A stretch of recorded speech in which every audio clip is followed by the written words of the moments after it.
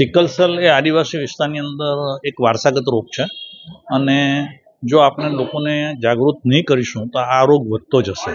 એટલે ભારત સરકાર અને ગુજરાત સરકાર બંને આ બાબતની અંદર ખૂબ જ સારું કામગીરી કરી રહી છે. જે પેશન્ટો છે કે જેને વારે ઘડીએ દુખાવો થતો હોય, કારણ કે એક બાળક સિકલ સેલ સાથે જન્મે તે મરે ત્યાં સુધી એના શરીરમાં પુષ્કળ દુખાવો થતો હોય, એની બરોળ મોટી થતી હોય, એના દરેક સાંધાઓમાં દુખાવો થતો હોય, એને વારંવાર કમળો થતો હોય, વારંવાર એનું લોહીનું પ્રમાણ ઓછું થઈ જતું હોય. આ બધી જ ટ્રીટમેન્ટ સરકાર તરફથી મફત આપવામાં આવે છે.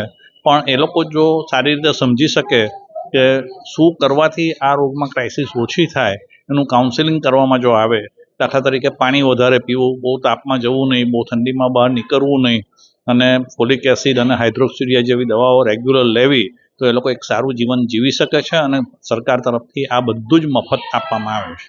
સુધી વલસાડ જિલ્લામાં 12 લાખ જેટલા લોકોનું સ્ક્રીનિંગ થઈ ચૂક્યું છે. એમાંથી 2500 જેટલા લોકો સિકલ સેલ ડિસીઝ ધરાવે છે, કે જેમને 50% વધારે સિકલ સેલના એ છે. અને જે 57,000 જેટલા લોકો સિકલ સેલ ટ્રેટ એટલે કે વાહક છે. સરકારશ્રી તરફથી એમની દેખરેખ કરવામાં આવી રહી છે. અમારા જે આખા જિલ્લામાં 57 જેટલા પીએચસી ને યુપીએચસી છે, અને 11 જેટલા સીએસસી, એક એસડીએ, 2 એસટીએચ અને એક સિવિલ હોસ્પિટલ છે, કે જે હાઈ પરફોર્મન્સ લિક્વિડ ક્રોમેટોગ્રાફી, જેને HPLC મશીન, જે અત્યાધુનિક હોય છે, અને એના દ્વારા એકદમ સચોટ રીતે એનું નિદાન કરવામાં આવે છે.